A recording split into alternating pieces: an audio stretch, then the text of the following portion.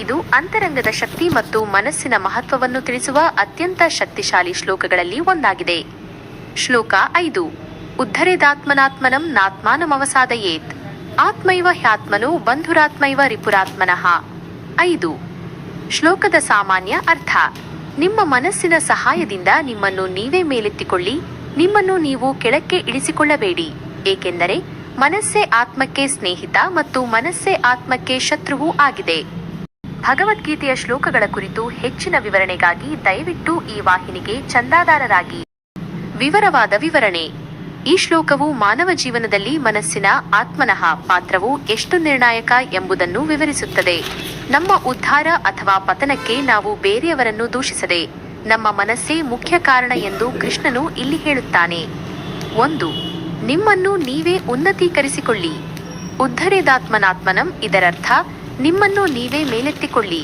ಇಲ್ಲಿ ಆತ್ಮನ ಎಂದರೆ ಮನಸ್ಸಿನ ಶಕ್ತಿ ಮತ್ತು ಆತ್ಮನಂ ಎಂದರೆ ಸ್ವಯಂ. ಈ ಸಂದರ್ಭದಲ್ಲಿ ವ್ಯಕ್ತಿಯು ತನ್ನ ಸ್ವಪ್ರಯತ್ನದಿಂದ ತನ್ನ ಮನಸ್ಸಿನ ಶಕ್ತಿ ಮತ್ತು ಇಚ್ಛಾಶಕ್ತಿಯಿಂದ ಆಧ್ಯಾತ್ಮಿಕವಾಗಿ ಮತ್ತು ಮಾನಸಿಕವಾಗಿ ಉನ್ನತ ಮಟ್ಟಕ್ಕೆ ಏರಬೇಕು ಎಂಬುದನ್ನು ಸೂಚಿಸುತ್ತದೆ. ಯಾವುದೇ ಬಾಹ್ಯ ಶಕ್ತಿ ಅಥವಾ ವ್ಯಕ್ತಿಗಳು ನಮ್ಮನ್ನು ಉದ್ಧಾರ ಮಾಡಲು ಸಾಧ್ಯವಿಲ್ಲ. ಅದು ನಮ್ಮೊಳಗಿನ ಮನಸ್ಸಿನ ಶಕ್ತಿಯಿಂದ ಮಾತ್ರ ಸಾಧ್ಯ. ನಾತ್ಮಾನಮವಸಾದಯೇತ್, ನಿಮ್ಮನ್ನು ನೀವು ಕೆಳಕ್ಕೆ ಇಳಿಸಿಕೊಳ್ಳಬೇಡಿ ಎಂದು ಕೃಷ್ಣ ಹೇಳುತ್ತಾನೆ. ಮನಸ್ಸನ್ನು ನಿಯಂತ್ರಿಸದೆ ಅದನ್ನು ಅದರ ಇಚ್ಛೆಗೆ ಬಿಟ್ಟರೆ ಅದು ನಮ್ಮನ್ನು ಭೋಗದ ಮತ್ತು ಆಸಕ್ತಿಗಳ ಕಡೆಗೆ ಎಳೆದುಕೊಂಡು ಹೋಗಿ ನಮ್ಮ ಪತನಕ್ಕೆ ಕಾರಣವಾಗಬಹುದು.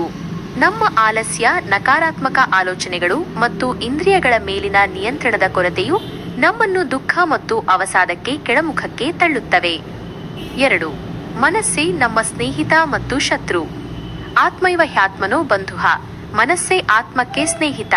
ಒಬ್ಬ ವ್ಯಕ್ತಿಯು ತನ್ನ ಮನಸ್ಸನ್ನು ಸರಿಯಾಗಿ ನಿಯಂತ್ರಣದಲ್ಲಿಟ್ಟುಕೊಂಡು ಅದನ್ನು ಸಕಾರಾತ್ಮಕವಾಗಿ ಧರ್ಮದ ಹಾದಿಯಲ್ಲಿ ಬಳಸಿದರೆ ಅದು ಅವನಿಗೆ ಉತ್ತಮ ಸ್ನೇಹಿತನಂತೆ ಮಾರ್ಗದರ್ಶನ ನೀಡುತ್ತದೆ.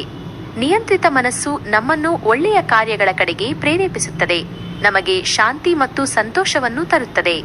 ಈ ರೀತಿಯ ಮನಸ್ಸು ನಮ್ಮ ಆಧ್ಯಾತ್ಮಿಕ ಮತ್ತು ಲೌಕಿಕ ಜೀವನದ ಪ್ರಗತಿಗೆ ಸಹಾಯ ಮಾಡುತ್ತದೆ.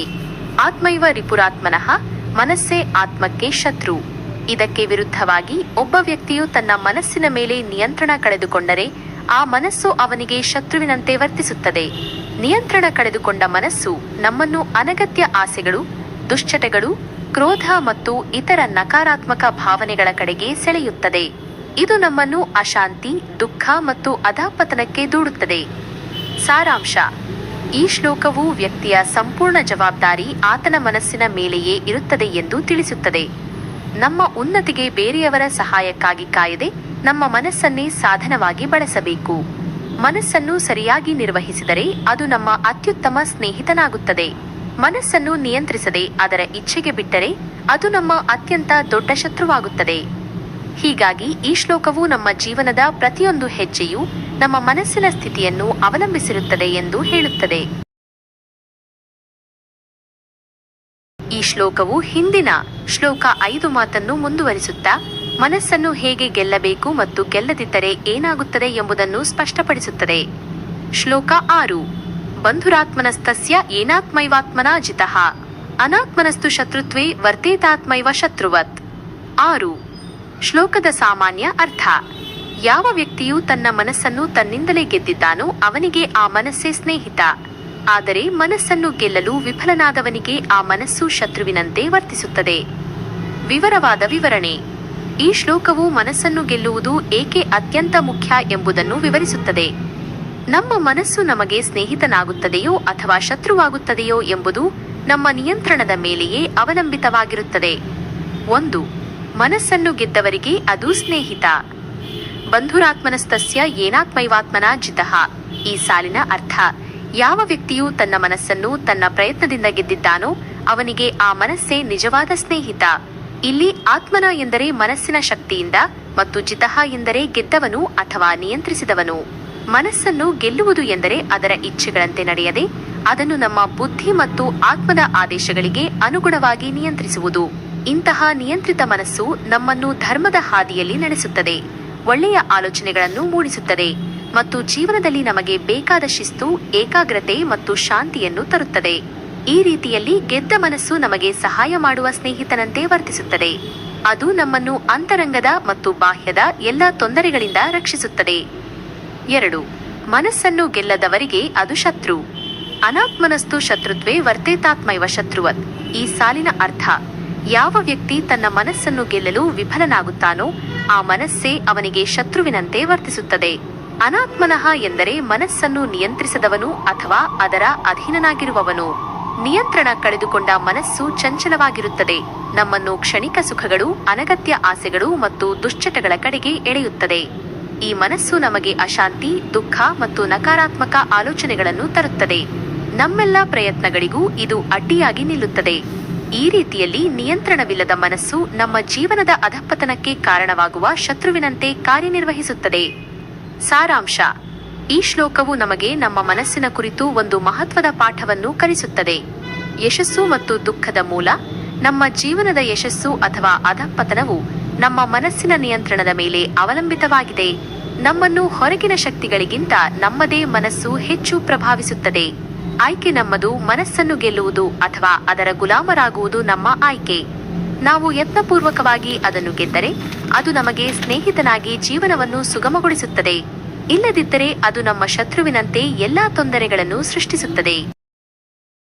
ಈ ಶ್ಲೋಕವು ಮನಸ್ಸನ್ನು ಗೆದ್ದವರ ಸ್ಥಿತಿ ಹೇಗಿರುತ್ತದೆ ಎಂಬುದನ್ನು ವಿವರಿಸುತ್ತದೆ. ಶ್ಲೋಕ 7. ಜಿತಾತ್ಮನಃ ಪ್ರಶಾಂತಸ್ಯ ಪರಮಾತ್ಮ ಸಮಾಹಿತಃ ಶೀತೋಷ್ಣ ಸುಖ ದುಃಖೇಷು ತಥಾ ಮಾನಪಮಾನಯೋಃ. 7. ಶ್ಲೋಕದ ಸಾಮಾನ್ಯ ಅರ್ಥ: ಮನಸ್ಸನ್ನು ಸಂಪೂರ್ಣವಾಗಿ ಜಯಿಸಿ ಶಾಂತವಾಗಿರುವವನಿಗೆ ಪರಮಾತ್ಮನು ಶಾಖ, ಶೀತ, ಸುಖ, ದುಃಖ, ಗೌರವ ಮತ್ತು ಅಪಮಾನಗಳಂತಹ ದ್ವಂದ್ವಗಳಲ್ಲೂ ಸ್ಥಿರವಾಗಿ ಇರುತ್ತಾನೆ. ವಿವರವಾದ ವಿವರಣೆ: ಈ ಶ್ಲೋಕವು ಯೋಗದಲ್ಲಿ ಉನ್ನತ ಸ್ಥಿತಿ ತಲುಪಿದ, ಅಂದರೆ ಜಿತಾತ್ಮ, ಗೆದ್ದ ಮನಸ್ಸುಳ್ಳ ವ್ಯಕ್ತಿಯು ಹೇಗೆ ಎಲ್ಲಾ ದ್ವಂದ್ವಗಳನ್ನು ಮೀರಿ ನಿಲ್ಲುತ್ತಾನೆ ಎಂಬುದನ್ನು ವಿವರಿಸುತ್ತದೆ. 1. ಶಾಂತ ಮನಸ್ಸು ಮತ್ತು ಪರಮಾತ್ಮನ ಸಾಕ್ಷಾತ್ಕಾರ. ಜಿತಾತ್ಮನಃ ಪ್ರಶಾಂತಸ್ಯ ಪರಮಾತ್ಮ ಸಮಾಹಿತಃ. ಇದರರ್ಥ ಮನಸ್ಸನ್ನು ಸಂಪೂರ್ಣವಾಗಿ ಗೆದ್ದು ಶಾಂತ ಸ್ಥಿತಿಯಲ್ಲಿರುವವನಿಗೆ ಪರಮಾತ್ಮನು ಸಮಾಹಿತನಾಗಿರುತ್ತಾನೆ. ಇಲ್ಲಿ ಜಿತಾತ್ಮ ಎಂದರೆ ಹಿಂದಿನ ಶ್ಲೋಕಗಳಲ್ಲಿ ಹೇಳಿದಂತೆ ತನ್ನ ಮನಸ್ಸಿನ ಮೇಲೆ ಸಂಪೂರ್ಣ ಹಿಡಿತ ಸಾಧಿಸಿದವನು. ಇಂತಹ ವ್ಯಕ್ತಿಯ ಮನಸ್ಸು ಯಾವುದೇ ಲೌಕಿಕ ಆಸೆಗಳಿಂದ ವಿಚಲಿತವಾಗುವುದಿಲ್ಲ. ಪ್ರಶಾಂತಸ್ಯ ಎಂದರೆ ಶಾಂತವಾದ ಮನಸ್ಸುಳ್ಳವನು. ಮನಸ್ಸಿನ ಶಾಂತಿ ಸಾಧಿಸುವುದು ಯೋಗದ ಅಂತಿಮ ಫಲಗಳಲ್ಲಿ ಒಂದು. ಇಂತಹ ಸ್ಥಿತಿಯಲ್ಲಿರುವ ಯೋಗಿಗೆ ಅವನ ಮನಸ್ಸಿನಲ್ಲಿ ಪರಮಾತ್ಮನು ಸ್ಥಿರವಾಗಿ ನೆಲೆಸುತ್ತಾನೆ. ಅವನ ಅಂತರಂಗದಲ್ಲಿರುವ ಆತ್ಮ ಮತ್ತು ಪರಮಾತ್ಮ ಒಂದಾಗುತ್ತವೆ. ಹೊರಗಿನ ಪ್ರಪಂಚದ ಯಾವುದೇ ಕೋಲಾಹಲವು ಆತನ ಆಂತರಿಕ ಶಾಂತಿಯನ್ನು ಭಂಗಗೊಳಿಸಲು ಸಾಧ್ಯವಾಗುವುದಿಲ್ಲ. 2. ದ್ವಂದ್ವಗಳಿಂದ ಮುಕ್ತನಾಗುವುದು. ಶೀತೋಷ್ಣ ಸುಖ ದುಃಖೇಷು ತಥಾ ಮಾನಪಮಾನಯೋಃ. ಈ ಸಾಲುಗಳು ಯೋಗಿಯು ಮೀರಿ ನಿಲ್ಲುವ ದ್ವಂದ್ವಗಳನ್ನು ವಿವರಿಸುತ್ತವೆ.